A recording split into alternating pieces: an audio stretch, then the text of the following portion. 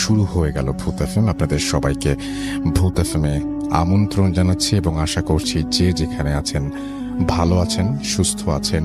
এবং আজকের ভূত এফএম শুরু করতে চাই একটা আমরা ইমেল দিয়ে, যে ইমেলটি আপনাদেরই পাঠানো ইমেল, এবং সেটা আমি যিনি পাঠিয়েছেন তার মতো করেই পড়ে শোনাতে চাই। চলুন শুনে আসি আমাদের আজকের প্রথম ঘটনা। আসসালামু আলাইকুম প্রিয় রাসেল ভাই, আশা করি ভালোই আছেন আর আপনি সর্বদা আল্লাহর রহমতে ভালোর দলেই থাকেন। আমি জোবায়েদ হোসাইন ইতালির মিলান সিটি থেকে লিখছি। আমি এখানে একটি মিনি মার্কেট চালাই। কর্মসুবাদে আমার মিনি মার্কেটটি যে অ্যাপার্টমেন্টে রয়েছে তার ওপরে লোকদের সাথে স্বাভাবিকভাবেই বেশ ভালো রিলেশন। আমি সরাসরি ঘটনায় চলে যাচ্ছি। আমাদের মিনি মার্কেটের ওপর তলায় আমার এক ক্লায়েন্ট রয়েছে, যিনি একটা অন্য দেশের নাগরিক, ইকুয়েডরের নাগরিক, এবং তার নাম জুলিও। এমনিতে ও রাতে জব করত জানতাম, তবে কোথায় কি জব করত অত বিস্তারিত জানতাম না। ওর ডিউটি ছিল খুবই দীর্ঘ, প্রতিদিন সন্ধ্যা 7টা থেকে কিংবা 8টায় যেত আর ফিরত পরের দিন দুপুর 12টায় কিংবা 1টায়। ও কাজে যাবার সময় আমার মিনি মার্কেট থেকে কোমল পানীয়, জুস কিংবা অন্য সফট ড্রিঙ্কস কিনে নিয়ে যেত। গত সপ্তাহে একদিন কাজ থেকে ফিরে জুস কিনে বাসায় ফেরার সময় ওর সাথে থাকা ব্যাগটি আমার ক্যাশের সামনে ভুল করে রেখে যায়। পরবর্তীতে আমি ব্যাগটি পেয়ে একপাশে রেখে দিই। আমি ভেবেছি হয়তো অন্য কেউ রেখে গেছে, পরে হয়তো নিতে আসবে। তবে ব্যাগটি পাশে রাখার সময় আমি ব্যাগটি একবার খুলে দেখি এর মধ্যে কি আছে, কোনো আইডেন্টিফিকেশন বা আইডেন্টিফাই করার মতো কোনো কিছু আছে কিনা, বা অবৈধ কিছু কেউ রেখে গেল কিনা। এসব ভেবে খুলে দেখি জামা কাপড় আর একটা তসবির মতো, ঠিক তসবি না, হিন্দুদের পৈতার মতো ক্রস চিহ্নের লোহার একটা বস্তু। আমি ভাবলাম হয়তো হবে কোনো খ্রিস্টান ধর্মের অনুসারী, হয়তো সে এগুলো দিয়ে তার ধর্মের চর্চা করে। ঠিক 2 দিন পর ওই ইকুয়েডরের লোকটি সকালে আমার দোকানে আসে কিছু কেনার জন্য। তখন আমার ক্যাশের পেছনে ব্যাগটি দেখতে পেয়ে বলে যে ব্যাগটি আমি এখান থেকে এখানে ফেলে গেছি, অথচ বাসায় খুঁজে অস্থির, গতকাল কাজেও যেতে পারিনি এর জন্য। আমি বললাম, ব্যাগ ছাড়া কাজে যেতে সমস্যা কি? আর আমি ব্যাগটি খুলে চেক করেছি যে কার বা কি কে রেখে গেছে। আমি তো দেখলাম জামা কাপড়, ক্রস টাইপের কিছু। ও তখন ব্যাগটা হাতে নিয়ে আমার সামনে আবার খুলে 2-3টা জিনিস বের করলো। ক্রস ছাড়াও আরও মালা ধাঁচের কিছু আছে, বলে যে এগুলো ছাড়া কাজে যাওয়া যায় না। আমি শুনে কিছুটা অবাক হলাম আর দুষ্টামি করে বললাম যে তুমি কি জাদুটোনা করো নাকি? ও হেসে বলল, না, জাদুটোনা করার সামর্থ্য আমার নেই। আমি যেই হাসপাতালে জব করি ওখানে রাতের ডিউটিতে সমস্যা হয়, তাই সেফটির জন্য এইগুলো রাখি। আমি শুনে কিছুটা অবাক হলাম, আবার আগ্রহ বাড়ল শোনার। মনে মনে আপনাদের ভূত এফএমের কথা মনে পড়ল। আমি প্রায়, আপনি বলে থাকেন আমাদের আশেপাশে যাদের অভিজ্ঞতা আছে এসব ভৌতিক ঘটনার, সেগুলো আপনাদের সাথেই শেয়ার করতে। ঠিক তেমনি আমি ওকে খুব করে অনুরোধ করলাম শোনানোর জন্য। ও প্রথমে বলে যে প্রাইভেসির জন্য এসব ঘটনা বাইরে বলা নিষেধ। ওদের যে ডিরেক্টর তিনি এগুলো বাইরে প্রকাশ করতে বারণ করেছেন। আমিও নাছোড়বান্দা, খুব খুব করে অনুরোধ করায় ভালো সম্পর্ক থাকার কারণে আমাকে বলতে রাজি হলো। আমি মূল ঘটনায় যাচ্ছি। এটি মিলানের বেরগামো শহরের একটি হাসপাতাল। আপনি স্থানটি উল্লেখ করবেন না অনুগ্রহ করে। আমি করে ফেলেছি কারণ আপনি আগে লিখেছেন, এই কথাটা আগে লিখতে হবে যে এটা উল্লেখ করা যাবে না, তাহলে পরের অংশটুকু উল্লেখ করতাম না। ওর ভাষ্যমতে ওই হাসপাতালে সাধারণত যারা কোমায় চলে যায় কিংবা মৃত্যুর দিনক্ষণ সন্নিকটে এসেছে, অর্থাৎ যারা ডাক্তারের চিকিৎসায় নিয়ন্ত্রণের বাইরে চলে যায়, তাদের জন্যই ব্যবস্থা। জুলিও আমায় বলল যে প্রথম প্রথম বেশ কিছুদিন কাজ খুঁজেছি, কিন্তু আমার জন্য দুষ্কর হয়ে যায়। প্রায় দীর্ঘ 7-8 মাস পর 2017 ফেব্রুয়ারির দিকে হাসপাতালে একটা জব পেয়ে আমি বেশ আনন্দিত ছিলাম। আমার কাজ ছিল রোগীদের রুমে গিয়ে চেক করা, ময়লা আবর্জনা পরিষ্কার, কোনো রোগী মারা গেলে তাকে ডোম ঘরে নিয়ে যাওয়া। আমি শুনেছিলাম যে আমার স্থানে যে কাজ করত তাকে বহিষ্কার করা হয়েছে, তবে কি কারণে হয়েছে জানতাম না। চাকরির প্রথম 2 সপ্তাহ আমার দিনের ডিউটি ছিল, তৃতীয় সপ্তাহ থেকে আমার রাতে ডিউটি পড়ে। আমার এক কলিগ রাতে আমায় বলল যে, প্রিয় লিসেনার্স, এই এপিসোডে আপনারা শুনবেন গ্রামের ভয়ঙ্কর ঘটনাগুলো। এছাড়াও আরো অনেক ঘটনা শুনতে পাবেন। শুধুমাত্র বাছাইকৃত ভয়ঙ্কর ঘটনাগুলো দিয়ে সাজানো হয়েছে আজকের এপিসোড। আপনারা যারা বাছাই করা ঘটনাগুলো শুনতে চান তারা অবশ্যই এই চ্যানেলটি সাবস্ক্রাইব করে পাশে থাকুন। আর ইতিমধ্যে যারা সাবস্ক্রাইব করেছেন তাদেরকে জানাই অসংখ্য ধন্যবাদ। এই চ্যানেলে অসংখ্য ঘটনা পাবলিশ করা আছে, আপনারা চাইলে সেই ঘটনাগুলো শুনে আসতে পারেন। আমরা প্রতিদিন রাত 10টায় এই চ্যানেলে নতুন নতুন ঘটনা পাবলিশ করি। তো চলুন আজকের ভিডিওতে যে ঘটনাগুলো শেয়ার করেছি প্রথম থেকে শেষ পর্যন্ত শুনে আসি।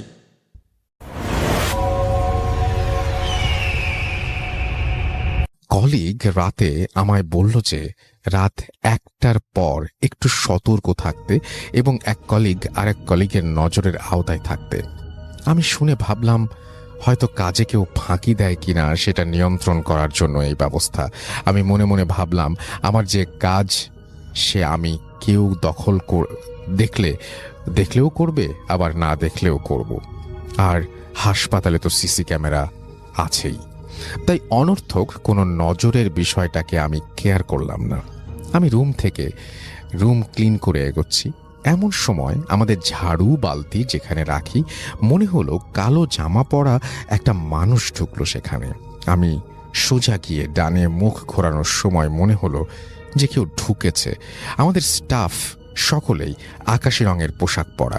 আমি ভাবলাম যে আবছা আলোতে রাতে আকাশি রঙের পোশাক আমার কাছে কালো লেগেছে, তাই অতটা চিন্তিত ছিলাম না। আমি বাকি কাজ করতে করতে ওই রুমে প্রবেশ করলাম। হয়তো আমার ধারণা ছিল আমার কোনো কলিগকে দেখতে পাবো। আমি দরজা খুলে লাইট সুইচ টিপলাম, কিন্তু আলো জ্বলে না। কিন্তু করিডোরের আলোতে কিছুটা দেখা যায় ভেতরে, অনুমান করার মতো আলো। আমি বালতিগুলো ভরে রাখতে আমার কাছে ভীষণ এক ঠান্ডা অনুভব হলো। আমি ভাবলাম হয়তো যে কোনো বাতাস প্রবেশ করলো, কিন্তু ঠান্ডায় আমার নাক মুখ কাঁপুনি দিয়ে আমার শরীরের অন্যরকম অনুভূতি যেটা বোঝাতে পারবো না। আমি কিছুক্ষণ স্থির হয়ে দাঁড়িয়েছিলাম আর ভাবছিলাম যে এটা স্বাভাবিক কোনো বাতাস না। আমার তখন স্পষ্ট মনে আছে যে আমার ঠিক পেছনে দরজা, যেখান দিয়ে করিডোরের আলো আসছিল, কিন্তু ফিল হচ্ছিল যেন রুমে কোনো দরজা নেই। আমি যেদিকেই ঘুরি হাত দিলে কেবল দেয়াল স্পর্শ লাগে, আর দরজা ঠিক আমার পেছনে। আমি প্রায় 4 দিকেই ঘুরছি, একই অবস্থা, দরজা ঠিক আমার পেছনে। আমি টেনশন আর ভয় মিলিয়ে বসে পড়লাম ফ্লোরে। এমন সময় আমার 2 জন কলিগ একসাথেই এসে রুমের দরজা খুলে লাইট জ্বালায়, আর আমাকে তারা নাকি ফ্লোরে বসে দুলতে দেখেছিল। জুলিও আমাকে আমার দোকানে বসে কেমন করে দুলছিল সেটা অভিনয় করে দেখালো, ঠিক যেভাবে মাদ্রাসার ছাত্ররা পড়ার সময় দোলে। এরপর কলিগ আমাকে তুলে আরেকটা রুমে গিয়ে তৎক্ষণাৎ কিছু বলেনি, শুধু বলল, তোমাকে না সবসময় কারো চোখের সামনে থাকতে বলেছিলাম, একা একা কি করছো এখানে? এখন কি একটু ঠিক আছো? আমি মনে মনে বললাম যে না, যদি বলি চাকরিটায় আনফিট বলে ডিসমিস করে দেয় কিনা। বললাম হ্যাঁ ঠিক আছি, গায়ে একটু জ্বর ভাব, তাই হয়তো পড়ে গেছি। আমার ওই ঠান্ডা বাতাসটাকে মনে হয়েছিল জ্বর হবার পূর্বে মানুষের একটু ঠান্ডা আর কাঁপুনি দেয়। আমার কলিগরা কপালে হাত দিয়ে বলল, কই না তো, হয়তো ক্লান্ত, যাও আমাদের রেস্ট রুমে একটু জিরিয়ে নাও। এরপর আমাকে 2 দিনের বিশ্রাম দেয়া হয়। তখন অবধি আমাকে কেউ জানায়নি যে ওখানে সমস্যা হয়। দুদিন পর যখন আবার ওখানে যাই, আমি দিনের বেলা বাসা থেকে ঘুমিয়ে সুন্দর প্রিপারেশন নিয়ে গিয়েছি যে নতুন জব যদি সমস্যা হয়। ওই দিন ও আমায় বলল যে রাতে সতর্ক থেকো, কারো চোখে চোখে থেকো। আমি ভাবলাম মৃত্যুশায়ী অথবা একদম মুমূর্ষ রোগী থাকে, তাই হয়তো এমন কিছু বলছে। কখন কোন বেডে ইমার্জেন্সি দরকার পড়ে তাই হয়তো এই ব্যবস্থা। আমি হয়তো নিজের কাজ স্বাধীনভাবে করার চেষ্টা করতাম, যে যে দায়িত্ব তা পুরো করা রিল্যাক্স মুডে। ওই দিন তেমন কিছু ঘটল না। ঘটনা ঘটল এর ঠিক 2 দিন পর। ওই দিন সন্ধ্যায় একে একে 5 জন মানুষ মারা গিয়েছে, তাই কাজের চাপও একটু বেশি। 2 জনের আত্মীয় স্বজন এসেছে, আর বাকি 3 জনের কেউ আসেনি খবর নিতে, হয়তো কাল বা পরশু আসবে। আমি আর কলিগরা মিলে লাশগুলো ডুম ঘরে নিয়ে গেছি। রাত তখন 2:30 মতো। আমার ভীষণ বাথরুম চেপেছে। আমি যথারীতি বাথরুমে গিয়ে বাথরুম করছি। হসপিটালের বাথরুমের কমোডের সাথেই বা দিকে একটা জানালা, কাঠের মধ্যে কাচ বসানো জানালা। আমার কাছে একটু অস্বস্তিকর লাগছে, হয়তো ওই বাইরের দিকে চোখ পড়াতে। বাথরুমের জানালাটা হাসপাতালের পেছনের দিকে একটা জঙ্গলের দিকে মুখ করা। আমি জুলিওকে বললাম যে হ্যাঁ, আমারও অত রাতে একা একা বাথরুমে গেলে জানালা খোলা রাখলে একটু ভয় ভয় করে, মনে হয় কেউ তাকিয়ে আছে কিংবা ভয় দেখায়। জুলিও আমার কথায় সায় দিয়ে বলল ঠিক ঠিক, আমারও এমনি মনে হয়। এরপর জুলিও বলল আমার জানালা হাত দিয়ে চেপে রেখেছি যেন না খুলে যায়, বাইরে হালকা বাতাস, তাই একটু টাইট করে বারবার খুলে যেতে চাচ্ছে। আর জানালা পুরোপুরি খোলার আগেই আমি আবার হাত দিয়ে চেপে ধরি। বাতাসের তীব্র গতি, আমার কাছে মনে হয় জানালার ফাঁকা দিয়ে শুধু বাতাস নয়, গ্যাস বের হলে যেমন শব্দ, ঠিক অমন শব্দে বারবার জানালা প্রেসারে ভেতরের দিকে খুলে যাচ্ছে। আমি নিজেকে একটু রিল্যাক্স ভাবে থাকার জন্য হালকা উঁচু হয়ে ছিটকিনিটা লাগিয়ে দিই। এমন সময় বাইরে কারো প্রেজেন্স আমি ফিল করি। জানালার কাচ ছিল কিছুটা ঘোলাটে, ট্রান্সপারেন্ট টাইপের। কারো মুখ এবং নাক কাচের সাথে লাগিয়ে রেখে থাপ্পড় দিচ্ছে জানালার কাছে, আর ভয়ঙ্কর স্বরে একটা চিৎকার। আমার কাছে মনে হলো যেন জানালার ছিটকিনি লাগানোতে ওই জিনিসটা খুব খুশি হয়নি, আমাকে ভয় দেখাতে পারছে না। আমি ওই জানালার জিনিসটার চিৎকার শুনে প্রচণ্ড ভয়ে আমার কলিগদের ডাকার জন্য বা বাঁচাও বলে চিৎকার দেওয়ার জন্য চেষ্টা করছি, কিন্তু আমার কাছে মনে হচ্ছে যেন আমি বোবা, শুধু আর্তনাদজনিত শব্দ বের হয় গলা দিয়ে, কিন্তু বোঝার মতো কোনো শব্দ বের হচ্ছে না। আমি ওই জিনিসটা কাচের সাথে মুখ চাপ দিয়ে রেখেছেই এবং সরানোর জন্য আমি যেই না থাপ্পড় দিচ্ছে আর গোঙানির মতো চিৎকার করছে। আমি প্রচণ্ড ঘেমে আধা টয়লেটরত অবস্থায় ওখান থেকে লাফ দিয়ে দূরে সরে যাই। আমি জানালার দিকে তাকিয়ে যখন দেখতে পেলাম ওটা বাম দিকে আস্তে আস্তে চিৎকার করতে করতে সরে পড়লো। আমার বাথরুমের দরজায় আমার কলিগরা আমায় ডাকছে আর বলছে যে আমি কি ভেতরে, আমি কি ঠিক আছি। আমি নিজেকে পরিষ্কার করে চোখ মুখে পানি দিয়ে বের হলাম, আর বাইরে এসে তাদের কথা শুনছি যে 5-6 মিনিট ধরে আমি ভেতরে অদ্ভুত শব্দ করছি। তারা আমাকে ডাকছে, কিন্তু আমি কোনো উত্তর না দিয়ে কেবলই শব্দ করে যাচ্ছি। এরপর আমাকে সবাই অফিসিয়াল ডেস্কে নিয়ে গিয়ে কিছু খেতে দেয়, আর ডিরেক্টর এসে ক্রস চিহ্নের ওই জিনিসটার কথা বলে যেটা আমার ব্যাগে আমি দেখেছিলাম। জুলিও আরও বলল যে ওদের হসপিটালের স্টাফরা রাতে অন ডিউটির সময় জামার সাথে বেল্ট টাইপের যেটা আছে সেটির সাথে গেঁথে রাখতো। আমাদের রুল দেয়া আছে যে কোনো নার্স কিংবা ডাক্তার যদি কোনো কমান্ড দেয়, বিশেষ করে রাতের বেলায়, তাদের সাথে ক্রস থাকতে হবে কিংবা তসবির মতো থাকতে হবে, আবার হলি ওয়াটার থাকতে হবে, ওদের প্রচলিত পবিত্র পানি যেটি, এবং সেটি ছিটানো রোজকার দৃশ্য। এখন থেকে ওখানে জোড়ায় জোড়ায় কাজ করতে হয়, এমনকি বাথরুমে গেলে দরজা হালকা খুলে রেখে তার গেইটে তার কলিগদের দাঁড়িয়ে থাকবে। এভাবেই চলছে। বেশ কয়েকবার এই নিয়ে লেখালেখি হয়েছে।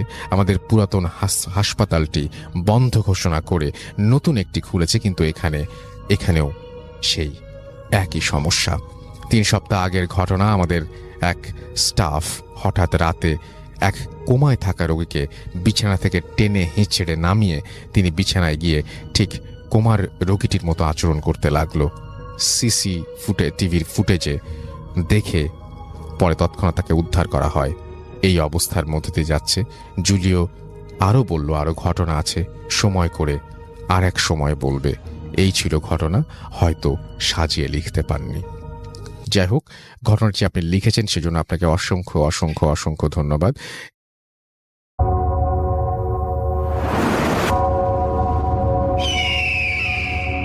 Welcome back. আপনাদের সবাইকে স্বাগত জানাই আমি রাসেল। আশা করছি আপনারা সবাই ভালো আছেন, ভালোর তলে আছেন। আমিও ভালো আছি আর ভালোর তলে আছি। চলে যাব আরও একটি ঘটনায়। যদি ভালো লাগে সাথে থাকবেন। হ্যালো লিসেনার্স, আশা করি সবাই ভালো আছেন, ভালো দলে আছেন। আমি যে আজকে ঘটনাটা শেয়ার করব, সেই ঘটনাটা আমাকে একজন শেয়ার করেছেন। তিনি আমাকে তার নাম ঠিকানা বলতে মানা করেছেন। তো তিনি যেভাবে আমাকে ঘটনাটা বলেছেন, আমি চেষ্টা করব আপনাদের মাঝে সেইভাবে ঘটনাটি বলার জন্য। ঘটনাটা ছিল 2015 সালে। এটা প্রায় আজ থেকে 10 বছর আগের ঘটনা। আমি ক্লাস 7-এ পড়ি। সুযোগ পেলেই ছোট ফুপুর বাসায় বেড়াতে যেতাম। তাই সেইবার গ্রীষ্মকালীন ছুটি পেয়ে ফুপুর বাসায় চলে যাই। শহরে থাকতাম বলে ফুপুর বাসায় আমার গ্রামের পরিবেশ খুবই ভালো লাগতো। যেহেতু গ্রীষ্মকালীন ছুটি পেয়েছি, স্কুল একটা লং টাইম বন্ধ, এই জন্য আমি গ্রামের বাসায় ফুপুর বাসায় গ্রামের বাসায় চলে যাই। ফুপুর বাসায় প্রথম দিন আমার খুব ভালোই কাটলো। সমস্যা শুরু হলো ঠিক তারপর দিন থেকে। আমি রাতে খেয়ে শুয়ে পড়েছি। হঠাৎ করে আমি মাঝরাতে শুনতে পাই বাইরে, আমার রুমে আমি যেখানে শুয়েছিলাম তার বাইরে পাশে মনে হচ্ছে কে যেন পায়ে নুপুর পরে পায়চারি করছে। প্রথমে আমার কাছে মনে হলো এটা যে হয়তো আমি ভুল শুনছি, কিন্তু যখন দেখলাম শব্দটা বন্ধ হচ্ছে না, ক্রমশ বেড়ে যাচ্ছে, মনে হচ্ছে যে আমারই হলো রুমের পাশে খুব সুন্দরভাবে পায়চারি করে স্পষ্ট বোঝা যাচ্ছে, তখন একটু ভয় পেয়ে গেলাম। এরপর আমি ফুপুকে ডেকে তুলে তাকে আমি সবকিছু বললাম। ফুপু আমার রুমে এসে শব্দটা শোনার চেষ্টা করতেছিল, এবং কিন্তু তিনি কোনো শব্দ শুনতে পাচ্ছিল না। এবং আমি ফুপুকে জিজ্ঞেস করলাম, ফুপু তুমি কি শব্দটা শুনতে পাচ্ছ? দেখো ওই এখনো সেইখানে নুপুর পায়ে পায়চারি করতেছে। তো ফুপু আমাকে বলল, আরে কই, কোনো তো আমি নুপুর পায়ের শব্দ পাচ্ছি না, দূরে তো ঝিঝি পোকার ডাক শোনা যাচ্ছে, তুই হয়তো বা ভুল শুনতেছিস, ঘুমিয়ে পড়। তো ফুপু আমাকে বুঝিয়ে চলে গেল।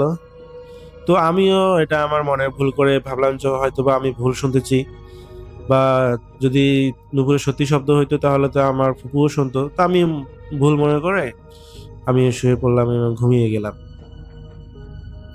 এর পরের দিন সারাদিন খুবই ভালো কাটলো, কিন্তু সন্ধ্যা হতে না হতেই কানে আসতে লাগলো সেই নুপুরের শব্দ।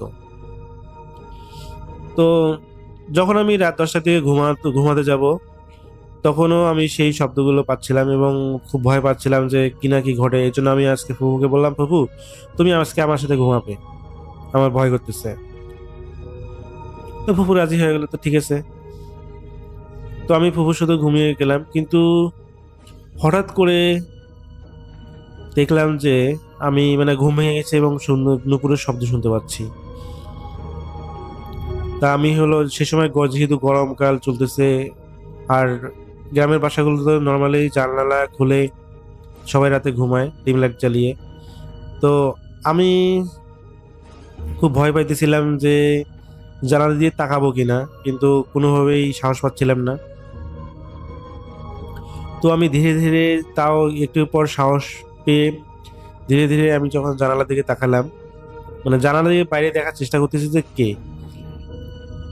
যদিও আমি সাহস পাইতেছিলাম না, তখন আমি শুনলাম যে নুপুরের সাথে সাথে কেউ যেন উঠানটা ঝাড়ু দিচ্ছে, এরকম একটা শব্দ। তো আমি ভাবলাম যে সাহস করে দিয়ে একবার দেখা যাক যে আসলে কে সে।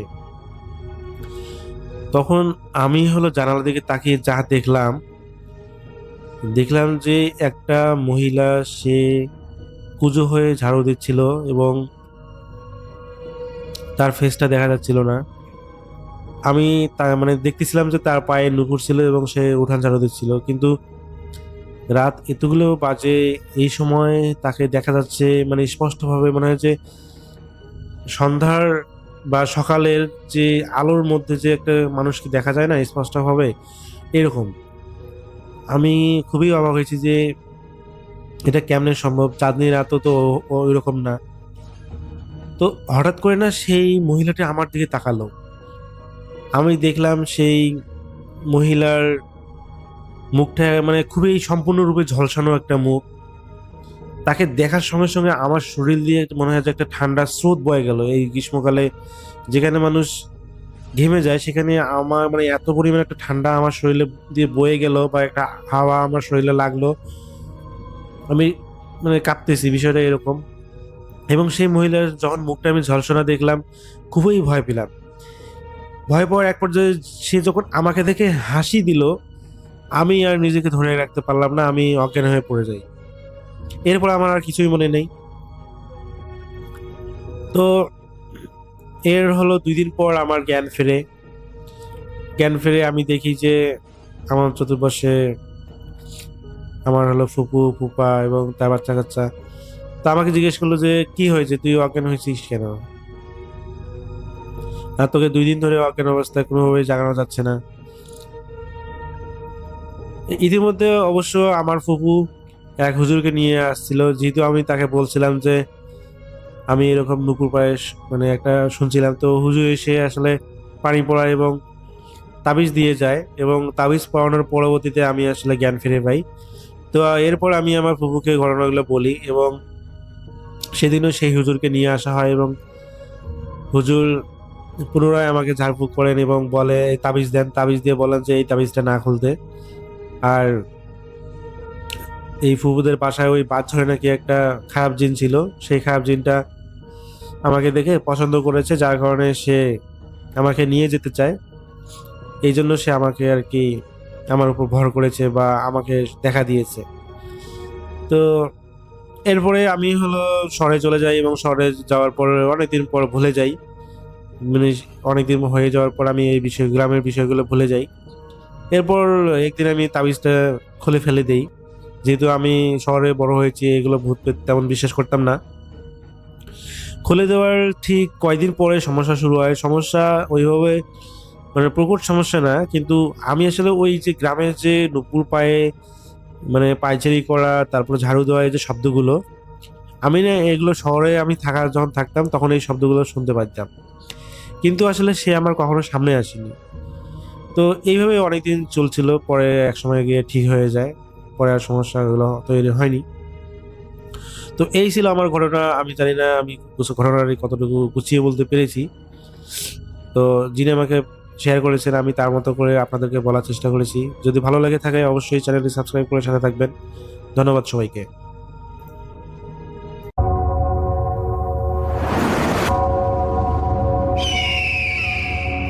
Welcome back. আপনাদের সবাইকে স্বাগত জানাই আমি রাসেল। আশা করছি আপনারা সবাই ভালো আছেন, ভালোর তলে আছেন। আমিও ভালো আছি আর ভালোর তলে আছি।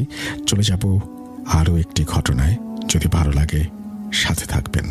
প্রথম যে ঘটনাটি আপনাদের সামনে উপস্থাপন করতে যাচ্ছি, মূলত এই ঘটনাটি ঘটেছিল ওনার খালামণির সাথে। আর এই ঘটনাটির প্রত্যক্ষদর্শী এই নওশিনাপুর নানা, নানি, নওশিনাপুর আম্মু, অনেকেই। ঘটনাটির সাল 1979 বা 80 এরকম হবে আর কি, এতটুকু জানিয়েছেন নওশিনাপুর। এক্সাক্ট সালটা বলা মুশকিল, তো উনি বলেছেন এরকম সাল একটা হতে পারে আনুমানিক। তো ওনার বড় খালা তখন ক্লাস 7-এ পড়েন। তখন খালার বয়স 14 কি 15 হবে। বগুড়া শহরের ঠনঠনিয়া এলাকার বটতলা নামক জায়গা থেকে কিছুটা দূরে বাড়ি ছিল তখন তাদের। তো বটতলা থেকে বাড়িতে হেঁটে যেতে বড় জোর সময় লাগতো 1 মিনিটের মতো। তখন কালী পূজার সময় ছিল। একদিন স্কুল থেকে ফেরার পথে এক প্রতিবেশীর থেকে ওই বটতলায় পূজার কথা শুনে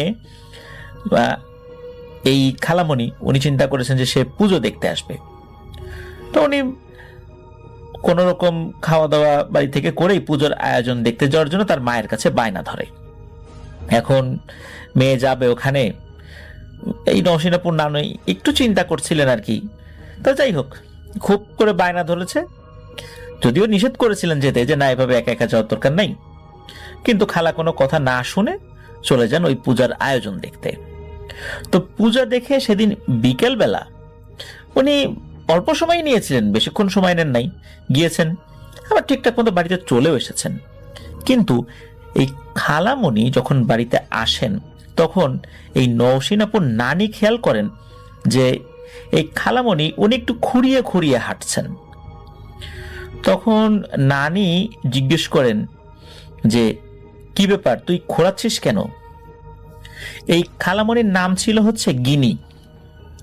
তো ওইভাবে বলেন যে কিরে গিনি, তুই এভাবে খুঁড়িয়ে হাঁটছিস কেন?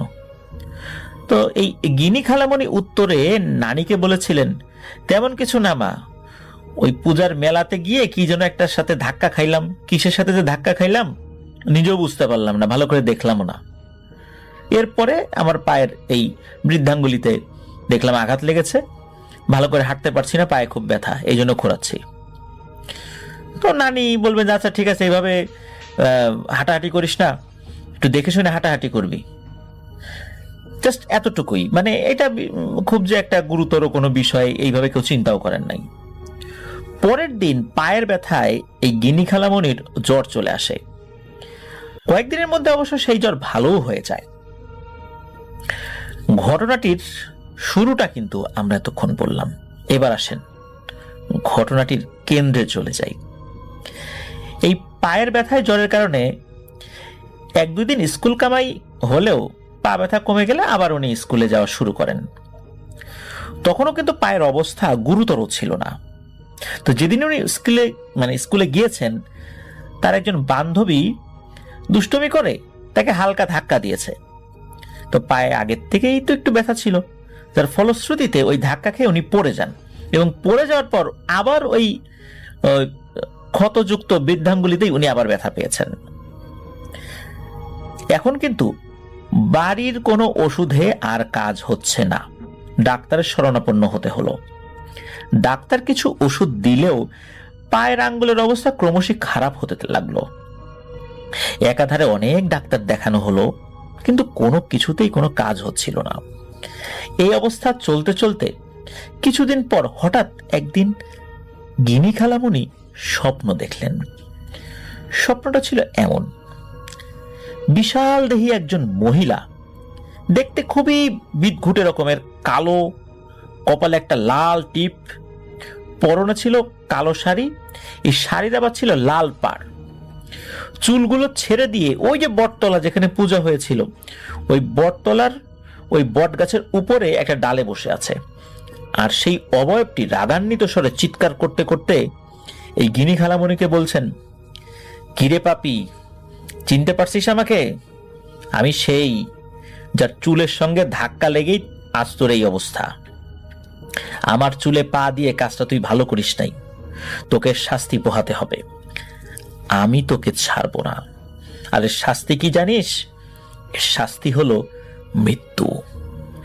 তোকে আমি নিয়েই যাব, তোকে আমি বলি দেব। এই বলে ওই মূর্তিটি হা হা করে অট্ট হাসিতে ফেটে পড়ল। খালামণি তো ঘুমের ঘরে জিনিসটা দেখে চোখ খুলে উনি দেখেন যে উনি তার বিছানাতেই আছেন, তার সারা শরীর ঘেমে একদম শেষ, মনে হচ্ছে ঘেমে গোসল হয়ে গেছে একদম। তো এই স্বপ্নটা উনি দুঃস্বপ্ন ভেবেই উড়িয়ে দিলেন। পরের দিন সকালে ওই স্বপ্ন সম্পর্কে এই গিনি খালামণি নানিকে জানান ব্যাপারটা। স্বপ্নটা দেখার পর থেকেই মূলত এই পরিবারে এক কালো অধ্যায়ের সূচনা হয়। কেন জানি ধীরে ধীরে খালামণি বদলে যেতে লাগলেন। উনি কোনো কিছু খেতে পারতেন না, খেতে গেলেই খাবারের উপরে নাকি এক ভয়ানক মহিলার মুখাবয়ব দেখতে পেতেন, আর শুনতে পেতেন একটা শব্দ, মৃত্যু মৃত্যু মৃত্যু, এরকম শব্দ শুনতে পেতেন। একটাই শব্দ বারবার উনি শুনতে পেতেন, আর উনি সেই মহিলার মুখটাই দেখতে পেতেন যাকে স্বপ্নে দেখেছিলেন, বটতলার সেই বট গাছের উপরে বসেছিল। আর ওই খাবার খেতে বসলে শুধু যে ওই মৃত্যু মৃত্যু শব্দটাই শুনতেন বিষয়টা এমন নয়, সেই শব্দের পরে এক অট্ট হাসিও শুনতে পেতেন, যেটা অন্য কেউ শুনতে পেত না। এই কারণে মূলত উনি খাবার খেতে পারতেন না। এদিকে কি হয়, ওনার যেই পায়ের আঙ্গুলে আঘাত লেগেছিল ওই আঙ্গুলে ঘায়ের সৃষ্টি হয় এবং ঘা বাড়তে বাড়তে আস্তে আস্তে হাঁটু পর্যন্ত চলে আসে। তো এগুলো দেখে আশেপাশের মানুষ এই নওশিন আপুর নানিকে বলেন যে মেয়ের তো বাতাস লাগছে, ভালো কবিরাজ দেখাও গিনির মা। এদিকে নানিও কিন্তু সেই অনুযায়ী কবিরাজের খোঁজ করতে থাকেন। প্রথম দিন একজন কবিরাজ এসে খালামণিকে দেখেন। তো কবিরাজ যেই না খালামণির বাম হাতের কনিষ্ঠ আঙ্গুল ধরে তখনই খালামণির ভয়েস চেঞ্জ হতে থাকে। ওনার উপর সেই পিশাচটা ভর করে আর ভয়ঙ্কর শব্দে কথা বলা শুরু করে। কবিরাজ বলে, এই কে তুই? কোথা থেকে ধরেছিস সেই মেয়েকে? আর কি জন্য ধরেছিস? ওর অপরাধ কি? খালামণির গলায় সেই পিশাচ বলে ওঠে, আমি বটতলার ওই বট গাছে থাকি। কালী পূজার দিন আমার পূজার স্থানে আমি যাব, আমি স্নান করে সবেমাত্র চুল বিছিয়েছি আর এই মেয়ে এসে আমার চুলে পা দিয়েছে। তাই আমি রাগে আমার চুল দিয়েই ওকে ধাক্কা দেই আর ও পড়ে যায়। ওর শাস্তি কিন্তু এখনো হয় নাই, শাস্তি কেবল শুরু, আর ওর শাস্তি হলো মৃত্যু। এই কথা বলার পর খালামণির ভিতরে থাকা ওই পিশাচ রাগে গজগজ করতে থাকে, এক ধরনের ভয়ঙ্কর শব্দ করতে থাকে।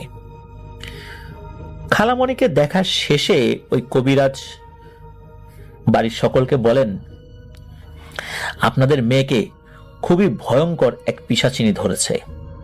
এই পিশাচিনী কালী সাধক, ও ভয়ঙ্কর ব্ল্যাক ম্যাজিক জানে। আমি আপাতত কিছু পানি পড়া দিচ্ছি আর তার সঙ্গে কিছু পড়া তেল দিচ্ছি, যেটা ওর সমস্ত শরীরে বিশেষ করে পায়ের অংশে লাগাবেন, আর পানি পড়া দিয়ে 7 দিন গোসল করাবেন। আমি আপাতত বাড়ি বন্ধ করে যাচ্ছি, 7 দিন পর আমি আবার আসব। তো 7 দিন কিন্তু গিনি খালামণি ভালোই ছিলেন। 7 দিন পর আবার আগের মতো উনি অসুস্থ হয়ে যান, বাড়ির কাউকে সহ্য করতে পারেন না। এদিকে এই নওশিনাপুর আম্মুকে উদ্ভট সমস্ত নামে ডাকা শুরু করে, মানে এই শব্দগুলোর সাথে ওনারা পরিচিত না, অদ্ভুত রকমের শব্দ। এদিকে 7 দিন যায়, 15 দিন যায়, ওই যে কবিরাজের আসার কথা 7 দিন পরে, ওই কবিরাজ আর আসে না। কবিরাজকে একটা সময় খবর দেয়া হয়। খবর দেওয়ার পর ওই কবিরাজ জানায় যে এই গিনি নামের মেয়েটাকে উনি আর চিকিৎসা করতে পারবেন না। কেন পারবেন না সেটা জানতে চাইলে উনি কিছু বলেন না। এভাবেই অতিবাহিত হয়ে যাচ্ছিল তাদের দুর্বিষহ জীবন। দিনের পর দিন অনেক কবিরাজ আসে, কেউ পানি পড়া, কেউ তেল পড়া, আবার কেউ তাবিজ দিয়ে যেত। কত শতবার যে ওই বাড়িটা বন্ধ করা হয়েছে, কিন্তু খালামণি পরিপূর্ণভাবে আর ভালো থাকতো না। কয়েকদিন ভালো থাকতো, এরপর আবার সেই আগের মতোই অবস্থা। খালামণির স্কুলে যাওয়া বন্ধ হয়ে যায়। একদিন নাটোর থেকে এক কবিরাজ আসে, উনি আয়না পরানো জানতেন। এই কবিরাজ খালামণিকে আয়নার দিকে তাকাতে বললেন আর বললেন যে, গিনি, এই আয়নায় তুমি কি কিছু দেখতে পাচ্ছ? সবাইকে অবাক করে দিয়ে গিনি খালামণি বলতে লাগলেন, হ্যাঁ, আমি দেখতে পাচ্ছি। আমি দেখতে পাচ্ছি একটা কবর, আর কবরের পাশে একটা নাম ফলক আছে, সেখানে আমার নাম লেখা গিনি। কবিরাজ আবার বললেন, দেখো তো মামনি, আবার কি দেখতে পাও? গিনি খালামণি আবার সেই একই উত্তর দিল যে একটা কবর, সেই কবরে একটা নাম ফলক, নাম ফলকে আমার নাম লেখা গিনি। তৃতীয়বার কবিরাজ আবার বললেন যে, দেখো তো মামনি, আবার কি দেখতে পাও? তখন খালামণি বলল, না, এখন তো আর কিছুই দেখতে পাচ্ছি না। কবিরাজের মুখ একদম ফ্যাকাশে হয়ে গেল, খুব চিন্তিত হয়ে পড়লেন।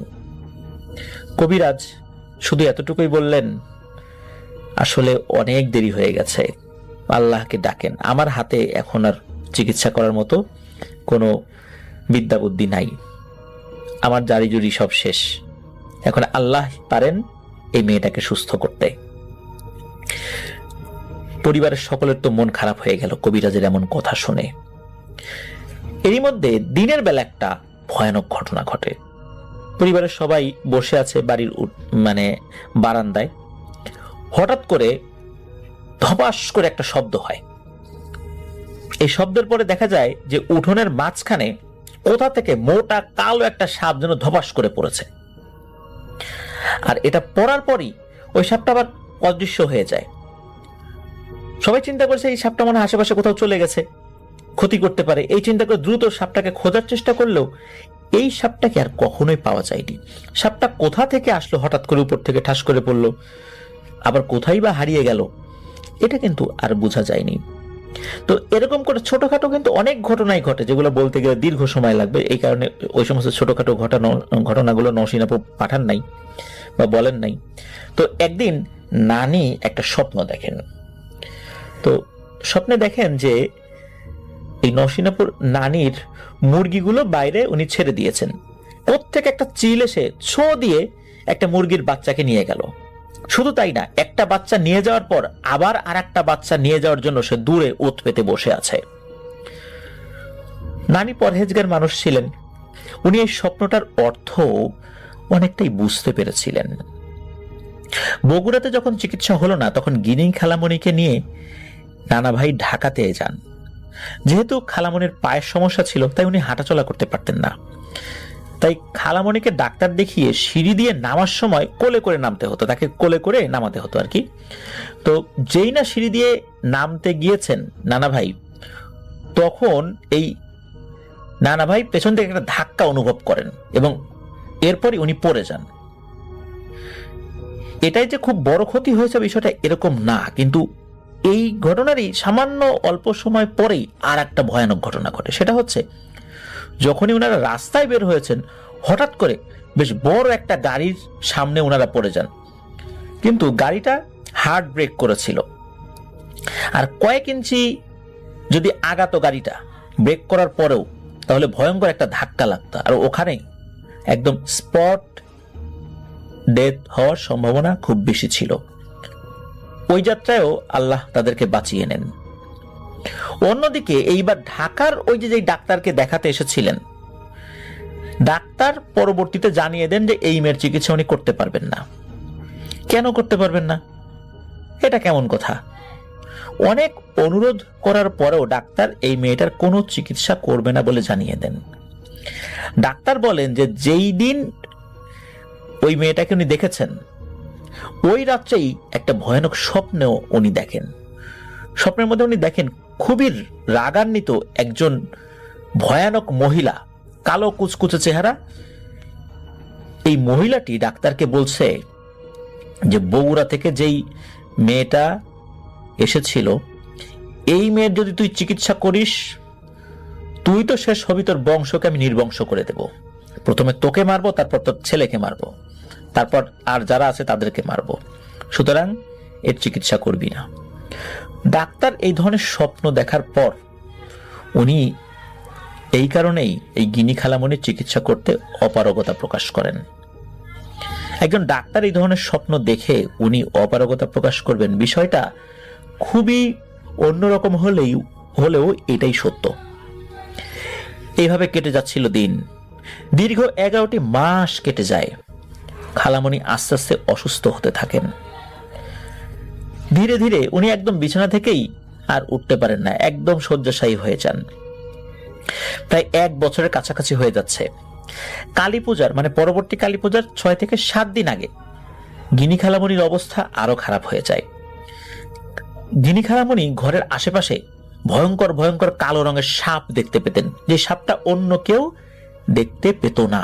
সাপ দেখার পর চিৎকার করতেন, সাপ সাপ সাপ। আশেপাশের লোকজন চলে আসতো, কিন্তু অন্য কেউ সাপ দেখতে পেত না। আর এদিকে উনি তো খেতেও পারতেন না।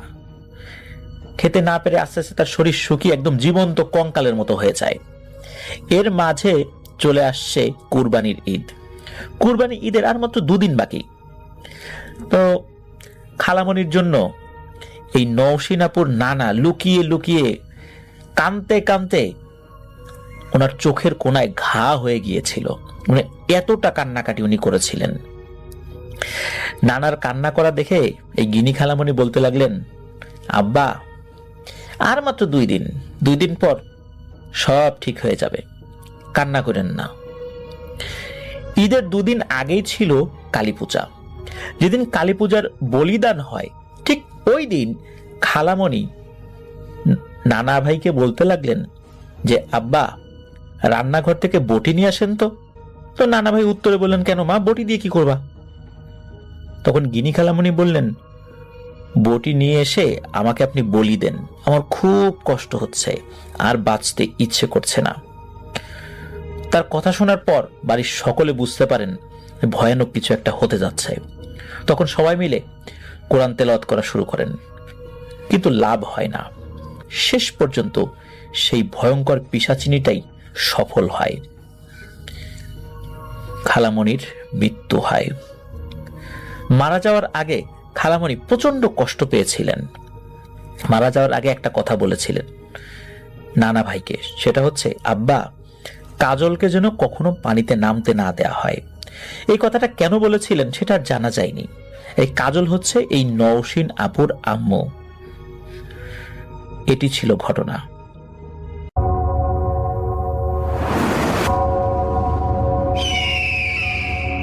Welcome back. আপনাদের সবাইকে স্বাগত জানাই আমি রাসেল। আশা করছি আপনারা সবাই ভালো আছেন, ভালোর তলে আছেন। আমিও ভালো আছি আর ভালোর তলে আছি। চলে যাব আরও একটি ঘটনায়। যদি ভালো লাগে সাথে থাকবেন। আসসালামু আলাইকুম, আমি শাওন। আজকে আমি আপনাদের সাথে যে ঘটনাটি শেয়ার করব, এই ঘটনাটি আমাদের পাঠিয়েছেন মানিকগঞ্জের হরিরামপুর থেকে মারুফ ভাই। মারুফ ভাই আমাদের যে ঘটনাটি পাঠিয়েছেন, এই ঘটনাটি সে সময়কার যখন বাংলাদেশের বেশিরভাগ গ্রামেই কোনো বিদ্যুৎ ছিল না। এই ঘটনাটির সময়কাল 1965 বা তার কিছু আগের।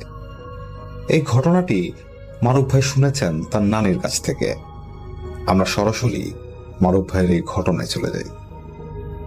মারুফ ভাইয়ের নানির এলাকা ছিল এই হরিরামপুরেরই একটি গ্রামে।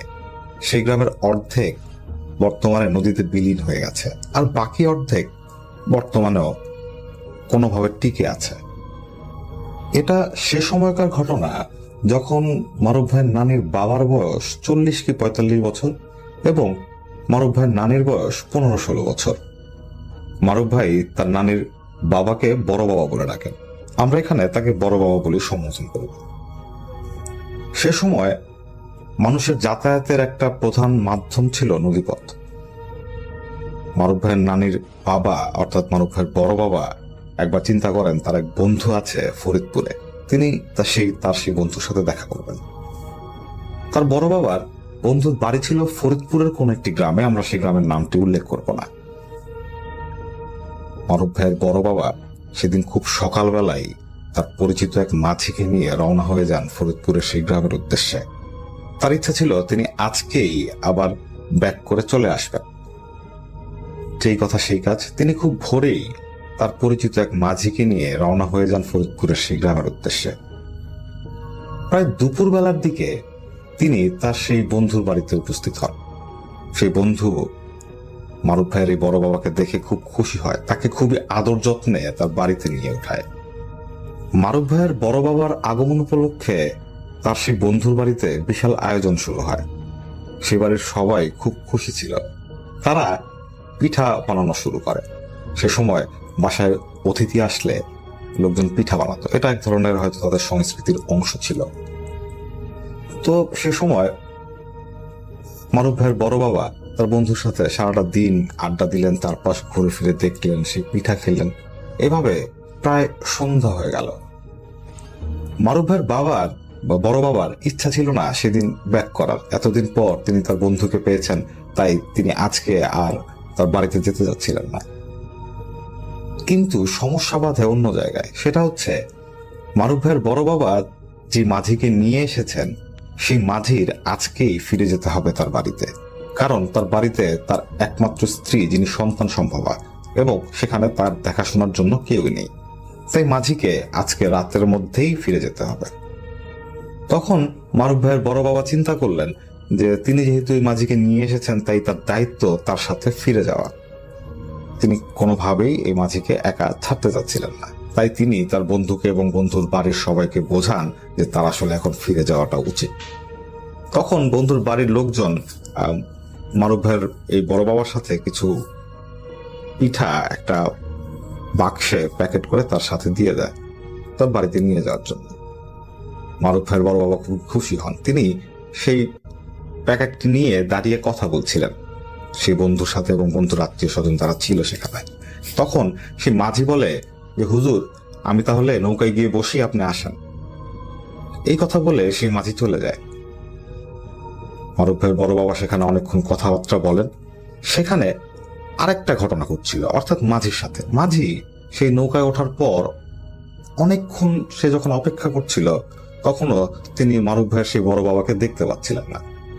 তাই তিনি একটু পর পর ডাক দিচ্ছিলেন, ভাই ভাই কোথায় আপনি? এভাবে বেশ কয়েকটা ডাক দেওয়ার পর সেই মাঝি দেখে যে মারুফের সেই বড় বাবা হেঁটে আসছেন, অর্থাৎ নৌকার দিকে এগিয়ে আসছেন, এবং তার পিছে আরেকজন লোক হেঁটে হেঁটে আসছে। মাঝি কিছু বলেন না। মারুফ ভাইয়ের বড় বাবা সেই নৌকাতে ওঠান এবং তার সাথে সেই মাঝি লক্ষ্য করে সেই লোকটাও তার নৌকাতে উঠল। মাঝি মনে করে এটা হয়তো এই মারুফ ভাইয়ের এই বড় বাবার পরিচিত লোক, তাই তিনি আর কথা বলেন না। মারুফ ভাইয়ের বড় বাবা নৌকাতে ওঠার পর তিনি তার সাথে থাকা সেই পিঠার বাক্সটা রাখেন মাঝির খুব কাছাকাছি এবং তিনি মাঝির দিকে পিঠ দিয়ে বসেন। সেই লোকটাও মারুফ ভাইয়ের বড় বাবার পাশে বসেছিল। মাঝি সবকিছু দেখছিল, কিন্তু সে মারুফ ভাইয়ের সেই বড় বাবাকে জিজ্ঞেস করেনি যে আপনার সাথে কে। তিনি এটার প্রয়োজন বোধ করেননি। এভাবে তিনি নৌকা চালাচ্ছিলেন। আর 2টা বিল পরেই তাদের গ্রাম। সেই মাঝি এবং মারুফ ভাইয়ের এই বড় বাবা তারা নিজেদের মধ্যে কথা বলছিলেন, কিন্তু সেই অপরিচিত লোকটি কোনো কথাই বলছিল না। তাই এক পর্যায়ে মাঝি জিজ্ঞেস করেন সেই অপরিচিত লোকটিকে যে ভাই, আপনি তো কোনো কথাই বলছেন না, কোনো সমস্যা? এই কথা শোনার পর মারুফ ভাইয়ের বড় বাবা একটু অবাক হন। তিনি মাঝির দিকে ঘুরে তাকান এবং বলেন, কি বলিস? আমি তো তোর সাথে কথা বলছি, এতক্ষণ তো বকবক করলাম। তখন মাঝি বলে, আপনার কথা না, আপনার সাথে যে এসেছে তার কথা বলছি। মারুফ ভাইয়ের বড় বাবা বলেন, কি বলিস? আমার সাথে কে? নৌকাতে তো তুই আর আমি। তখন মাঝি বুঝতে পারে যে সে যা দেখছে সেটা স্বাভাবিক কোনো বস্তু না। সে যে দেখেছে যে সেই পাট থেকে মারুফের এই বড় বাবার সাথে এই লোকটা উঠে এসেছে, সেই সময় থেকেই তার বোঝা উচিত ছিল যে যা তার নৌকায় তা কোনো মানুষ না, এটা অন্য কিছু। তাই মাঝি সে সময় এই বিষয়ে আর কথা বাড়ান না, তিনি চুপ হয়ে যান। তিনি ভয়ে ভয়ে এবং দ্রুত নৌকা চালাবার চেষ্টা করছিলেন। এবং মারুফের বড় বাবা বেশ কয়েকবার জিজ্ঞেস করার পরও মাঝি আসলে কোনো কথা বলেনি। এক পর্যায়ে তারা চলে আসে তাদের গন্তব্যস্থলে, অর্থাৎ মারুফদের সেই নানির বাড়ির কাছেই। তখন মারুফ ভাইয়ের বড় বাবা যখন তার সেই পিঠার বাক্সটা হাতে করে ওঠালেন নেমে যাওয়ার উদ্দেশ্যে, তখন তিনি দেখলেন যে বাক্সটা খালি। তিনি একটু অবাক হন। তিনি সেই মাঝিকে জিজ্ঞেস করেন, কিরে, তুই কি পিঠা খেয়েছিস? তখন সেই মাঝি অবাক হয়ে যায়। সে বলে, না, আমি কোনো পিঠা খাইনি। কিন্তু মারুফের বড় বাবার বিশ্বাস হয় না। তিনি এটা চিন্তাই করে নেন যে এই মাঝি খেয়েছে এবং মিথ্যা বলছে।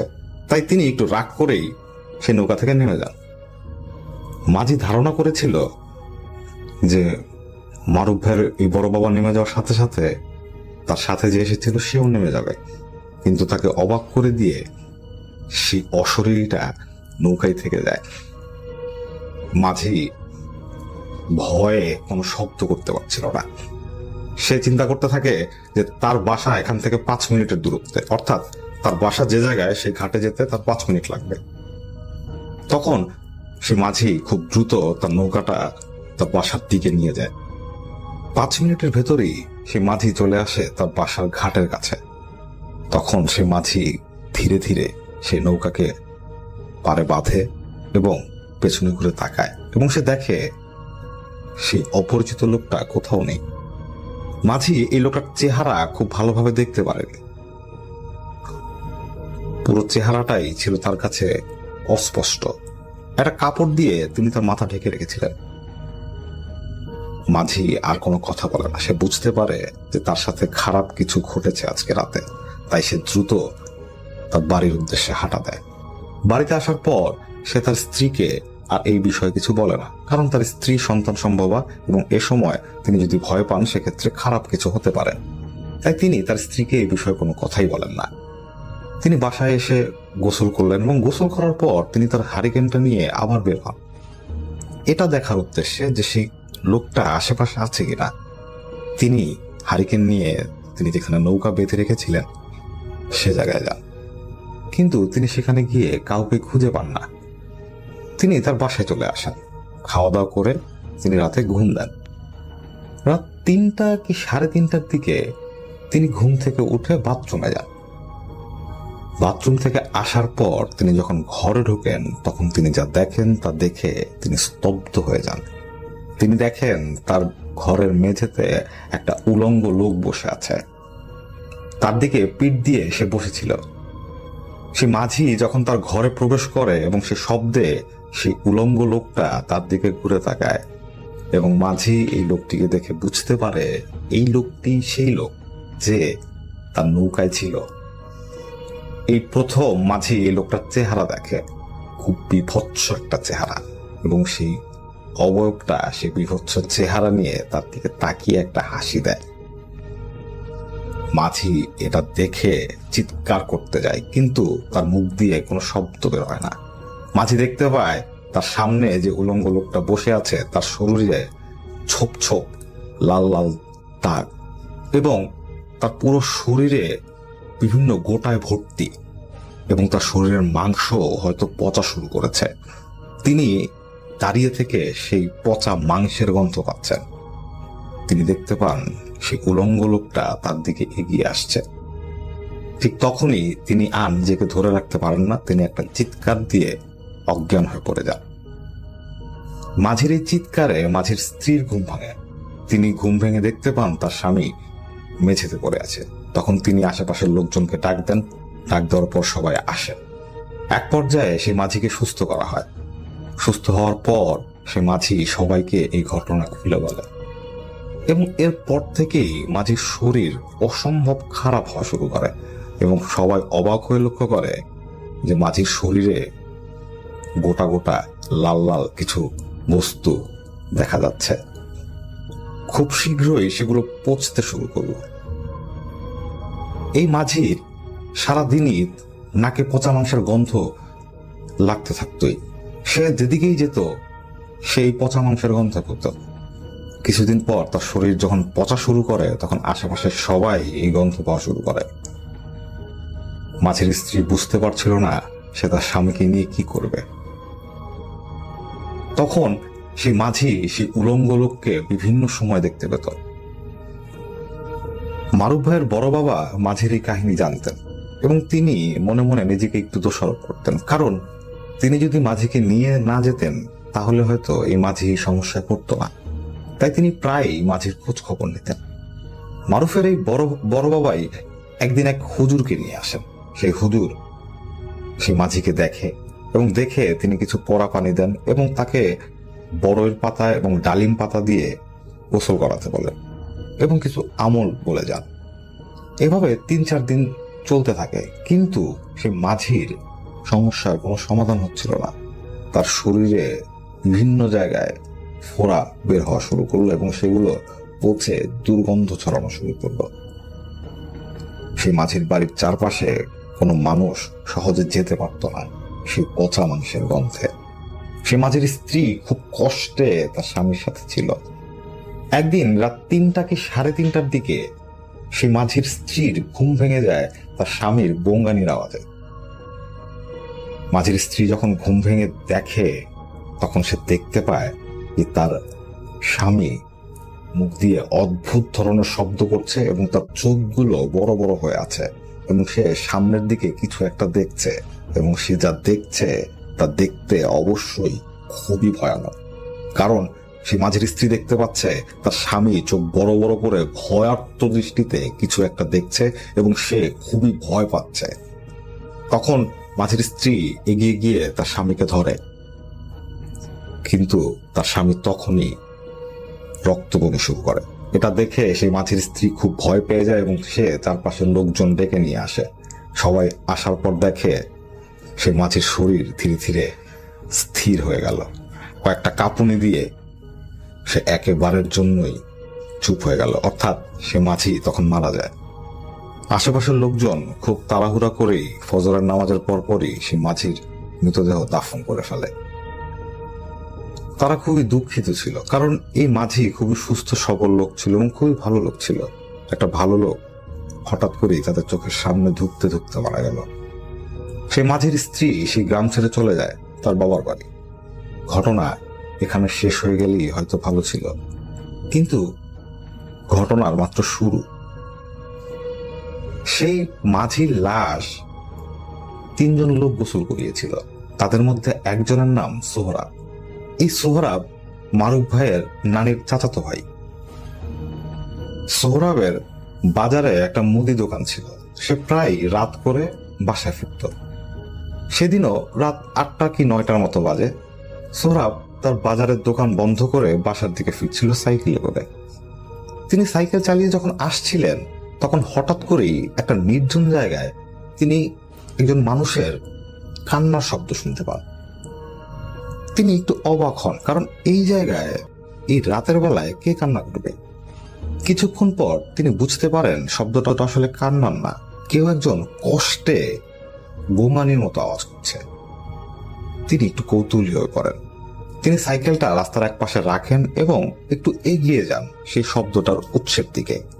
তিনি যখন এগুচ্ছিলেন তখনই তার নাকে একটা পচা গন্ধ এসে লাগছিল। তিনি ব্যাপারটাকে অগ্রাহ্য করে এগিয়ে যান এবং তিনি তখন যা দেখেন সেটা দেখে তিনি সেখানে ভয়ে স্তব্ধ হয়ে যান। তিনি দেখেন একটা গাছের গোড়ায় একজন উলঙ্গ মানুষ বসে আছে, যার সারা শরীরে মস্ত বড় ফোড়া এবং সেই পচা গলা ফোড়া থেকে বিভৎস গন্ধ আসছে। এবং সেই উলঙ্গ মানুষটা সোহরাবের দিকে তাকিয়ে এগিয়ে আসার একটা ভঙ্গি করে।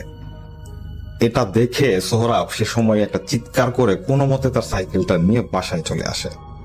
বাসায় আসার পর তার বমি শুরু হয়। বাসার লোকজন যখন তাকে কোনো মতো সুস্থ করে, তখন সে তার সাথে ঘটে যাওয়া এই ঘটনাটা বলে। তখন মারুফ ভাইয়ের বড় বাবা বুঝতে পারে যে তার এই ভাতিজা যে লোকটাকে দেখেছে, সেই মাঝিও ঠিক সেই লোকটাকেই দেখেছিল। তিনি একটু ভয় পেয়ে যান। তিনি সেদিন রাতের মতো তাকে কিছু সূরা টুরা পরে ঘুম পাড়িয়ে রাখেন। সোহরাব সেদিন রাতে তার নিজের ঘরেই ঘুমাচ্ছিল। হঠাৎ রাত 2টা কি 3টার দিকে তার ঘুম ভেঙে যায়। ঘুমের মধ্যেই তার মনে হচ্ছিল কেউ একজন তার শরীরে হাত বোলাচ্ছে খুব ধীরে ধীরে। অনেকক্ষণ ব্যাপারটা ইগনোর করার পর এক পর্যায়ে তার ঘুম যখন ভাঙে এবং সে যখন তার চোখ খুলে তাকায়, সে তার জীবনের সব থেকে ভয়াবহ দৃশ্যটা তার চোখের সামনে ঘটতে দেখে। সে দেখে সেই উলঙ্গ লোকটা তার পাশে দাঁড়িয়ে আছে এবং সে তার পচা গলা সে হাতটা দিয়ে সোহরাবের সারা শরীরে স্পর্শ করছে এবং পরম মমতায় যেন তার শরীরে হাত বুলিয়ে দিচ্ছে। এই দৃশ্যটা দেখে সোহরাব চিৎকার করে ওঠে। বাড়ির লোকজন চলে আসে। সোহরাব ঘরের দরজা বন্ধ করে ঘুমিয়েছিল। তারা দরজা ভেঙে ভেতরে ঢোকে এবং দেখতে পায় সোহরাব কাঁদছে এবং তার সারা শরীরে লাল লাল ছোপ ছোপ দাগ। সকালবেলায় সোহরাবের প্রচন্ড জ্বর ওঠে এবং তার শরীর বিভিন্ন জায়গা দিয়ে ফুলে উঠতে শুরু করে। লোকজন বুঝতে পারে তার শরীরেও ফোড়া ওঠা শুরু করেছে। এখানে আর একটা ঘটনা ঘটেছিল, সেটা হচ্ছে সোহরাবের সাথে আরো যে 2 জন ব্যক্তি ছিল যারা সেই মাঝির লাশ গোসল করিয়েছিল, তাদের সাথেও এরকম একটা ঘটনা ঘটে। তারাও সেই উলঙ্গ সারা শরীরে ফোড়া নিয়ে বসে থাকা সেই লোকটাকে দেখে এবং তাদের 2 জনেরই শরীরে ঠিক একই ধরনের লক্ষণ দেখা যায়। কিছুদিনের মধ্যেই অবস্থা খুব খারাপ হয়ে যায় এবং সোহরাব আর 2 থেকে 3 দিন পর মারা যায়। তার মারা যাওয়ার কয়েকদিনের ব্যবধানে সেই 2 জন লোকও মারা যায়।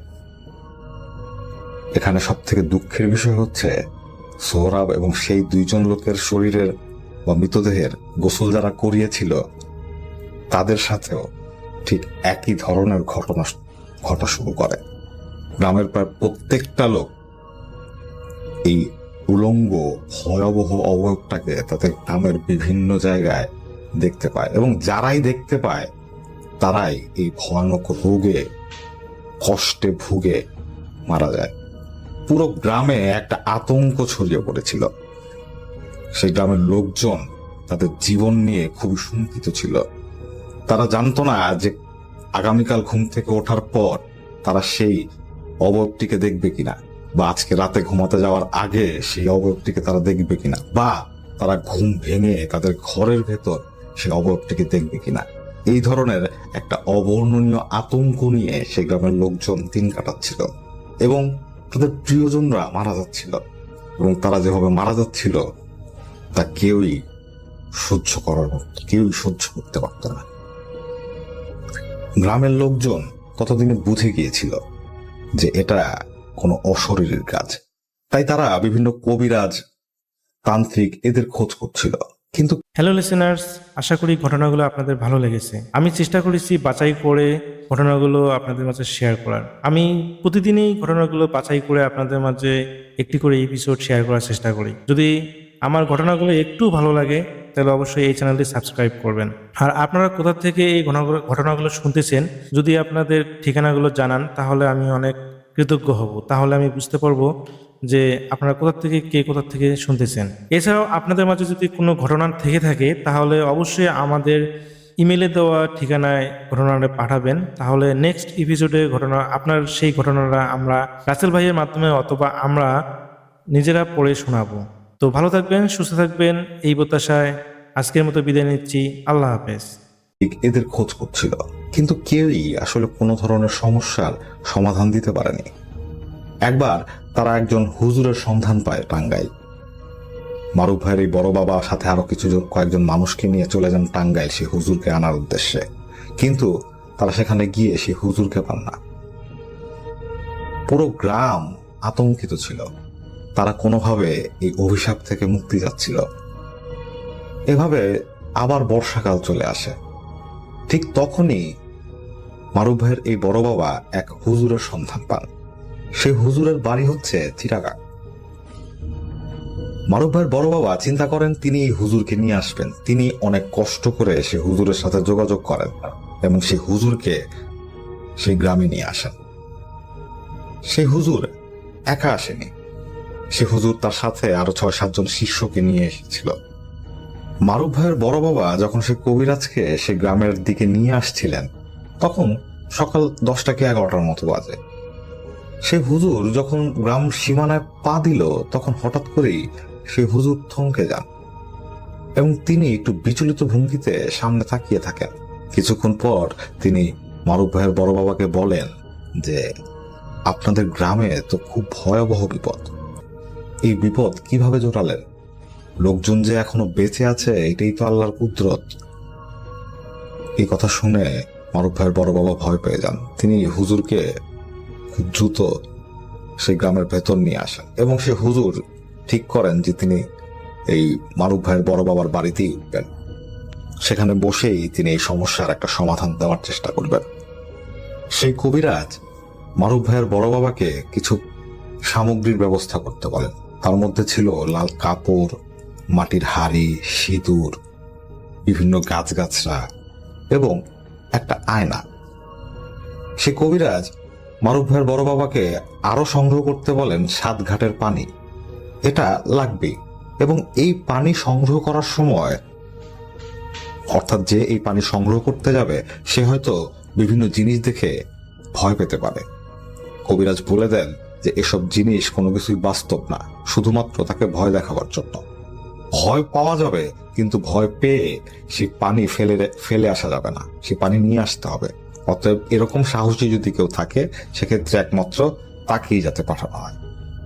সেই চিন্তা করে সেই গ্রামের একজন সাহসী যুবককে পাঠানো হয় এবং তিনি সেই 7 ঘাটের পানি নিয়ে আসেন।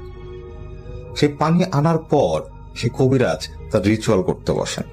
তিনি তার যেসব সামগ্রী চেয়েছিলেন তার মধ্যে ছিল সিঁদুর। তিনি সেই লাল রঙের সিঁদুর দিয়ে একটা বৃত্ত আঁকেন। বৃত্ত আঁকার পর তিনি সেই বৃত্তের মাঝখানে বসেন এবং সেই হাড়ির ভেতর তিনি সেই 7 ঘাটের পানি ঢালেন এবং তিনি বিভিন্ন ধরনের মন্ত্র জপ করছিলেন, তিনি বিভিন্ন ধরনের স্তবক পড়ছিলেন। হুজুরের সেই কবিরাজের সে হুজুর না, সে ছিল একজন কবিরাজ। সেই কবিরাজের সামনে ছিল সেই হাড়ি ভর্তি পানি, এক বাটি সিঁদুর এবং আয়না। কিছুক্ষণ সেই কবিরাজ সেই মন্ত্র পড়ার পর সেই সিঁদুরটি নিয়ে সেই সাতঘাটের পানির ভেতর ফেলে দেয় এবং সেই পানি নিয়ে সেই আয়নায় ছুঁড়ে মারে এবং আশেপাশের লোকজনকে বলে, আপনারা আয়নার দিকে তাকান এবং যা দেখবেন সেটা দেখে ভয় পাবেন না এবং আপনারা এটা দেখে নিশ্চিত করবেন যে আপনারা একে চেনেন কিনা। তখন আশেপাশের লোকজন সেই আয়নার দিকে তাকায় এবং তারা দেখতে পায় সেই আয়নার ভেতরে একজন উলঙ্গ মানুষ বসে আছে, যে ঠিক তাদের দিকেই তাকিয়ে আছে। সেই মানুষটি দেখতে খুবই বিভৎস এবং তার সারা শরীরে বিভিন্ন আকৃতির ফোড়া, যেগুলো থেকে পুঁজ বেরোচ্ছে। এটা দেখে সেই কবিরাজ উপস্থিত সবাইকে বলে, আপনারা কি কেউ একে চেনেন? সবাই না সূচক মাথা নাড়ায়, অর্থাৎ কেউ একে চেনে না। তখন সেই কবিরাজ বলে, এ হচ্ছে বসন্ত। এ যেই গ্রামে নিজ ইচ্ছায় আসে সেই গ্রাম থেকে ওকে দূরে সরানো সম্ভব, কিন্তু কেউ যদি ওকে আমন্ত্রণ করে কোনো গ্রামে নিয়ে আসে সেক্ষেত্রে ওকে তাড়ানো প্রায় অসম্ভব। তখন এ নিজের ইচ্ছায় যাকে দেখা দেবে তারই বসন্ত হবে এবং সেই মারা যাবে। এই হচ্ছে এই ভয়ঙ্কর মহামারী। সবাই কবিরাজের এই কথা শুনে খুব ভয় পেয়ে যায়। তখন কবিরাজ বলে যে, আমার পক্ষে এই সমস্যার সমাধান করা সম্ভব না, আমাকে আপনারা ক্ষমা করুন। তখন সেই এলাকার গণ্যমান্য যেসব ব্যক্তিরা ছিল তারা সবাই সেই কবিরাজকে রিকোয়েস্ট করতে থাকে, কারণ এর আগে কেউই আসলে এই অশরীরটাকে আইডেন্টিফাই করতে পারেনি, এই কবিরাজই পেরেছে। তাই তারা আশাবাদী হয়ে উঠেছিল যে এই কবিরাজই হয়তো তাদের এই বিপদ থেকে মুক্তি দিতে পারবে। তখন সেই গ্রামবাসী সে কবিরাজকে রিকোয়েস্ট করতে থাকে। তখন সে কবিরাজ বলে, আমি যদি এই বসন্তকে জোর করে এই গ্রাম থেকে তাড়িয়ে দেওয়ার চেষ্টা করি তাহলে আমার অনেক বড় ক্ষতি হয়ে যাবে, আপনারা আমাকে ক্ষমা করুন। এই কথা বলে সে কবিরাজ যাওয়ার জন্য রেডি হয়, কিন্তু হঠাৎ করেই সে কবিরাজের কোনো একটা কথা মনে পড়ে যায়। তাই সে আবার ফিরে আসে এবং সে গ্রামবাসীকে বলে যে, আচ্ছা আমি একবার চেষ্টা করে দেখতে পারি, কারণ আমি যদি চেষ্টা না করি সেক্ষেত্রে আপনাদের এই গ্রাম কবরস্থান হয়ে যাবে, কেউই বাঁচবে না। গ্রামবাসী খুব খুশি হয়। তখন সে কবিরাজ গ্রামবাসীকে বলে যে, আমার একজন 20 বছর বয়সী অবিবাহিত যুবক লাগবে।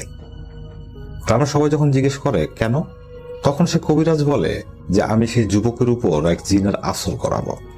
এই কথা শুনে গ্রামবাসী প্রথমে ভয় পায়, তারা বলে যে না না, জিনের আসর করানো যাবে না।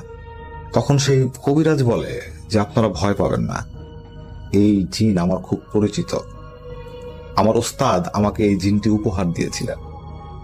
এই জিনটি যখন আমি উপহার পাই তখন এই জিনের বয়স ছিল 8, এখন এই জিনের বয়স 20।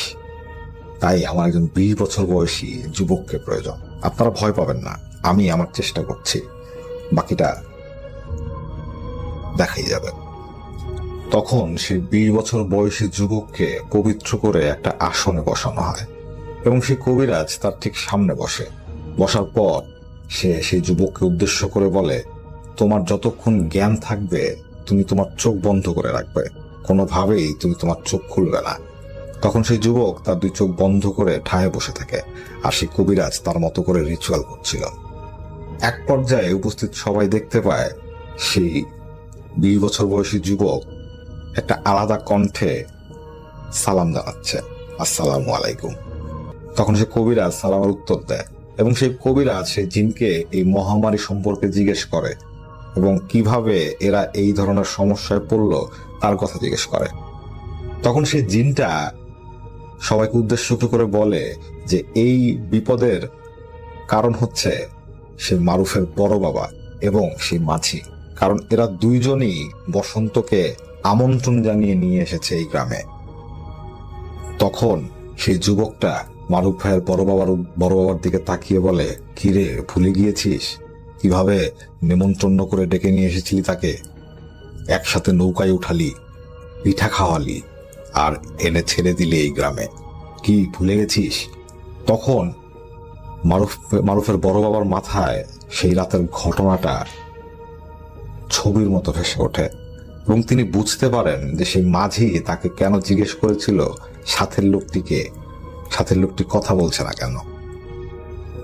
তখন মারুফ ভাইয়ের বড় বাবা এই কথাটাতে আমল দেননি, কিন্তু এখন তিনি বুঝতে পারছেন যে তিনি কত বড় বিপদ নিজের কাঁধে করে এই গ্রামে নিয়ে এসেছেন। তখন সবাই সে কবিরাজকে জিজ্ঞেস করতে থাকে যে আপনি ওনাকে জিজ্ঞেস করুন এটা থেকে পরিত্রাণের উপায় কি। তখন সে কবিরাজ সেদিনকে জিজ্ঞেস করে যে এই বসন্তকে এই গ্রাম থেকে কিভাবে তাড়ানো যায়।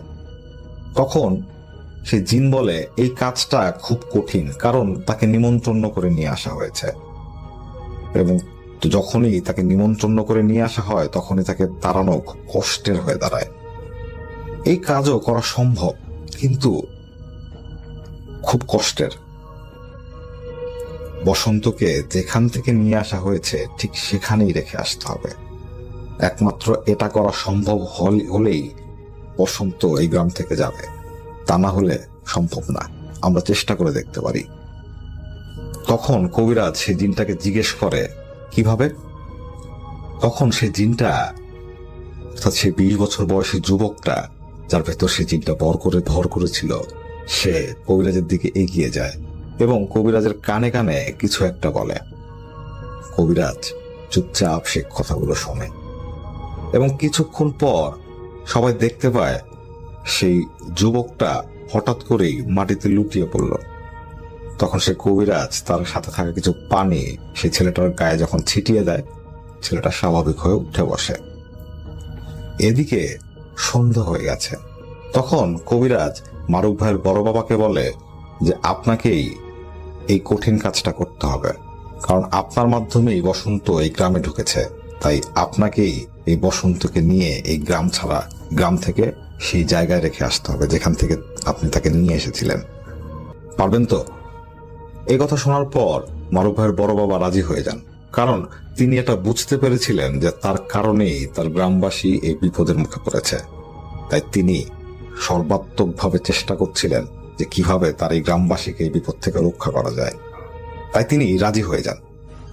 তখন কবিরাজ বলে যে যেই নৌকায় করে আপনারা এসেছিলেন ঠিক সেই নৌকাটাই লাগবে এবং যেখানে নৌকাটা বাঁধা ছিল ঠিক সেই জায়গাতেই নৌকাটা বেঁধে রাখতে হবে।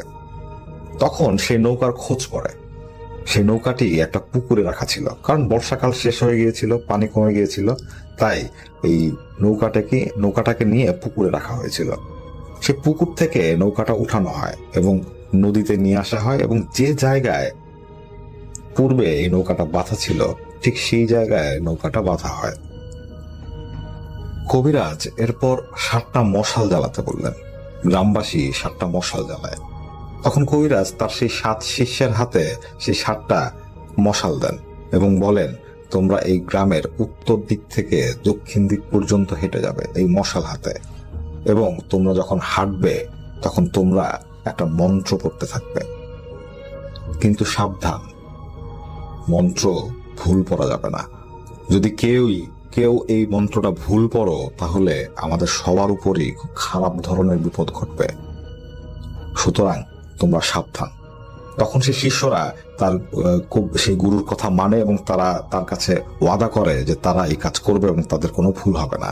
এরপর তারা সেই উত্তর দিক থেকে, অর্থাৎ গ্রামের সেই উত্তর দিক থেকে সেই মশাল নিয়ে হাঁটা শুরু করে। এখানে কবিরাজ সেই আয়নায় বসন্তের গতিবিধি দেখছিল।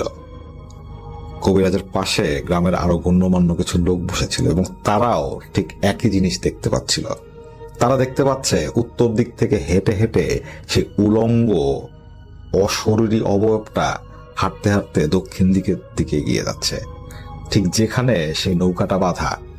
এবং তারা এটাও দেখতে পাচ্ছে তার ঠিক পেছনে মশাল হাতে এগিয়ে আসছে কবিরাজের সেই 7 শিষ্য, এবং সেই বসন্ত তাদের ঠিক আগে আগে হাঁটছে। সবাই দেখতে পায় সেই বসন্ত হাঁটতে হাঁটতে এগিয়ে গিয়ে নদীর পাড়ে গিয়ে দাঁড়ায় এবং কিছুক্ষণ পর সেই নৌকায় উঠে বসে। এই দৃশ্য দেখার পর সে কবিরাজ মারুফ ভাইয়ের বড় বাবার দিকে তাকান এবং তাকে বলেন যে এখন সব কাজ আপনার, আপনি সাহস হারাবেন না এবং আপনি ভয় পাবেন না। তখন সে কবিরাজ মারুফ ভাইয়ের বড় বাবাকে একটা তাবিজ দেয় এবং বলে এই তাবিজটা হাতে বেঁধে রাখতে। মারুফ ভাইয়ের বড় বাবা যখন নৌকায় উঠতে যাবেন তখন কবিরাজ আবার তার হাত ধরে তাকে থামান এবং বলেন, আপনি যখন নৌকা চালাবেন তখন চিন্তা করবেন নৌকায় আপনি একলা। বসন্ত যে এই নৌকায় আছে এটা আপনি সম্পূর্ণ ভুলে যাবেন। বসন্ত আপনার কোনো ক্ষতি করতে পারবে না। আপনাকে আমি যে তাবিজটা দিয়েছি সেই তাবিজটার কল্যাণে সে আপনার ধারে কাছে আসতে পারবে না, কিন্তু সে হয়তো আপনাকে ভয় দেখাতে পারে। আপনি ভয় পাবেন না। আপনি চিন্তা করতে থাকবেন যে আপনি একা এবং এই নৌকায় আর কেউ নেই। আমি এখানেই আপনার জন্য অপেক্ষা করছি, আমি কোথাও নড়ছি না। আপনি যান, আপনি কাজ শেষ করে ফিরে আসুন, আপনি পারবেন। এই কথা বলে সে কবিরাজ মারুফ ভাইয়ের বড় বাবাকে নৌকায় তুলে দিলেন। মারুফ ভাইয়ের বড় বাবা নৌকা চালাচ্ছিলেন। তিনি জানেন এবং তিনি দেখছেন তার নৌকায় এক অশরীরী বসা। তিনি ভয় পাচ্ছেন, কিন্তু তিনি এটাও জানেন তিনি যদি আজকে রাতে ভয় পেয়ে যান সেক্ষেত্রে তিনি তার সেই গ্রামবাসীকে বাঁচাতে পারবেন না, সবাই মারা যাবে। তাই তিনি তাতে দাঁত চেপে সে কবিরাজের কথাগুলো মনে করতে থাকেন। তিনি চিন্তা করতে থাকেন যে এই নৌকায় তিনি ছাড়া আর কেউ নেই। চারপাশ একেবারে নিস্তব্ধ। নদীতে সেরকম পানি ছিল না, তাই চালাতেও কোনো কষ্ট হচ্ছিল না। কিন্তু মারুফ ভাইয়ের বড় বাবা প্রায় বিভিন্ন শব্দে আটকে উঠছিলেন। হঠাৎ করেই তিনি বুঝতে পারেন তার নৌকায় বসে থাকা সেই অশরীরীটা তার মনোযোগ আকর্ষণের চেষ্টা করছে, কিন্তু তিনি কোনো ধরনের কথাই বলছিলেন না। তিনি সেদিকে ফিরেও তাকাচ্ছিলেন না। কিছুক্ষণ পর মারুফের বড় বাবা লক্ষ্য করেন যে চারপাশ তীব্র মাংস পচা গন্ধে পড়ে গেছে, কিন্তু তারপরও তিনি তার নাক চেপে ধরে কোনোভাবে নৌকা চালাতে থাকেন। এক পর্যায়ে তিনি যখন তার গন্তব্যস্থলে এসে পৌঁছান তখন তিনি দেখতে পান যে তিনি কোনো ঘাটে এসে পৌঁছাননি। তিনি এমন একটা জায়গায় এসে পৌঁছেছেন সেখানটা হচ্ছে একটা শ্মশান ঘাট। তখন মারুফ ভাইয়ের বড় বাবা সে নৌকা থেকে নামেন এবং সেই কবিরাজের কথা মতো কিছু রিচুয়াল করেন এবং তিনি সেই অবয়বটাকে উদ্দেশ্য করে 3 বার বলতে থাকেন, এবার নামো, এবার নামো, এবার নামো। তখন তিনি দেখতে পান একটা বাতাস হঠাৎ করেই যেন তার দিকে শো শো শব্দ করে ছুটে আসছে। তিনি প্রচন্ড ভয় পান, কিন্তু তিনি এটাও লক্ষ্য করেন সেই বাতাসটা ঠিক তার পাশ কাটিয়ে চলে গেল। মারুফ ভাইয়ের বড় বাবা দেখতে পান তার চারপাশে যেন ঝড় উঠে গেছে। তিনি তার চোখ বন্ধ করে ফেলেন। কিছুক্ষণ পর চারপাশ একেবারে নিস্তব্ধ। তিনি যখন তার চোখ খুলে তাকান তখন তিনি দেখতে পান তার নৌকাটা পানিতে উল্টা করে ডুবানো। তিনি এগিয়ে যান, তিনি সেই নৌকাটাকে ঠিক করেন, পানি সেচেন এবং নৌকাটাকে যখন ঠিকঠাক করে নৌকা চালাবার উদ্দেশ্যে বসেন তখন তিনি শেষবারের মতো চারপাশটা দেখে নেন। এরপর তিনি নৌকা চালিয়ে তার গন্তব্যস্থলের দিকে এগোতে থাকেন। তখন প্রায় ভোর হয়ে গেছে। যখন তিনি তার বাসার কাছাকাছি চলে আসেন তিনি দেখতে পান সেই নদীর পাড়ে সেই কবিরাজের 3 শিষ্য দাঁড়িয়ে আছে, হাতে 3টা মশাল নিয়ে। মারুফ ভাইয়ের বড় বাবা ধীরে ধীরে সেই নদীর পাড়ে এসে তার নৌকাটা ভিড়ান। তখন সে শিষ্যরা তাকে বলে যে আপনার এখন এই নদীতে অর্থাৎ এই নদীর পানি দিয়ে গোসল করে পবিত্র হয়ে আসতে হবে। তখন মারুফ ভাইয়ের বড় বাবা সেই নদীতে নেমে গোসল করেন এবং গোসল করে তিনি তাদের সাথে তার বাড়ির উদ্দেশ্যে রওনা হন। তিনি যখন তার বাড়িতে এসে পৌঁছান তখন তিনি দেখতে পান সেই কবিরাজ তার হাতে দেওয়া সেই সিঁদুরের মাধ্যমে দেওয়া সেই বৃত্তাকার যে গণ্ডি তার মধ্যেই বসে আছেন। তিনি একটু অবাক হয়ে কবিরাজের দিকে তাকান। তখন কবিরাজ মারুফ ভাইয়ের বড় বাবার দিকে তাকিয়ে বলেন যে এখন আমার কাজ শেষ, আপনারা সবাই শুকরিয়া করুন এবং আল্লাহকে ধন্যবাদ দিন। তিনি চেয়েছেন বলেই আসলে আমরা এই বিপদ থেকে রক্ষা পেয়েছি। আপনারা বেশি বেশি আমল করবেন। এরপর তিনি সেই দিনই তার শিষ্যদের নিয়ে চলে যান চট্টগ্রামে। কবিরাজ যখন চলে যায় তখন মারুফ ভাইয়ের বড় বাবা শুনতে পারেন যে তিনি যখন নৌকায় করে যাচ্ছিলেন তখন প্রত্যেকটা মুহূর্ত কবিরাজ এই বৃত্তাকার গণ্ডির ভেতর বসে সেই আয়নায় লক্ষ্য রাখছিলেন এবং আশেপাশের লোকজনও নাকি পুরো বিষয়টা দেখতে পাচ্ছিল। তারা দেখতে পাচ্ছিল যে সেই বসন্ত কিভাবে রেগে বাতাসের মাধ্যমে মারুফের বড় বাবার ক্ষতি করতে চেয়েছিল। সেই বসন্ত নাকি এত রেগে গিয়েছিল যে সে শেষ মুহূর্তে যাওয়ার আগে সে নৌকাটা ডুবিয়ে দিয়ে যায়। কিন্তু সে বসন্ত মারুফের বড় বাবাকে কোনো কিছুই করতে পারেনি, একমাত্র সেই কবিরাজের তাবিজের কারণে। এটা সেই আশেপাশে থাকা লোকজন নিজেদের চোখে দেখেছে। এটা শোনার পর মারুফ ভাইয়ের বড় বাবা খুবই আশ্চর্য হন এবং তিনি বুঝতে পারেন যে এই কবিরাজ আসলে কামের লোক। তখন তিনি পুরো গ্রামবাসীকে বলেন যে আমরা যেহেতু এই বিপদ থেকে রক্ষা পেয়েছি, তাই অবশ্যই আমরা আল্লাহ শুকরগুজার করব এবং সব নিয়ম কানুন মেনে চলার চেষ্টা করব। কারণ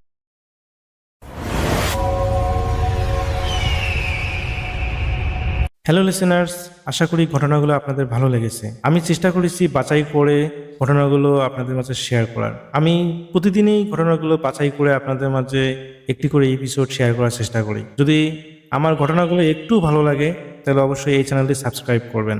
আর আপনারা কোথা থেকে এই ঘটনাগুলো শুনতেছেন যদি আপনাদের ঠিকানাগুলো জানান তাহলে আমি অনেক কৃতজ্ঞ হব। তাহলে আমি বুঝতে পারবো যে আপনারা কোথা থেকে শুনতেছেন। এছাড়াও আপনাদের মাঝে যদি কোনো ঘটনা থেকে থাকে তাহলে অবশ্যই আমাদের ইমেলে দেওয়া ঠিকানায় ঘটনাটা পাঠাবেন। তাহলে নেক্সট এপিসোডে আপনার সেই ঘটনাটা আমরা রাসেল ভাইয়ের মাধ্যমে অথবা আমরা নিজেরা পড়ে শোনাবো। তো ভালো থাকবেন, সুস্থ থাকবেন, এই প্রত্যাশায় আজকের মতো বিদায় নিচ্ছি। আল্লাহ হাফেজ।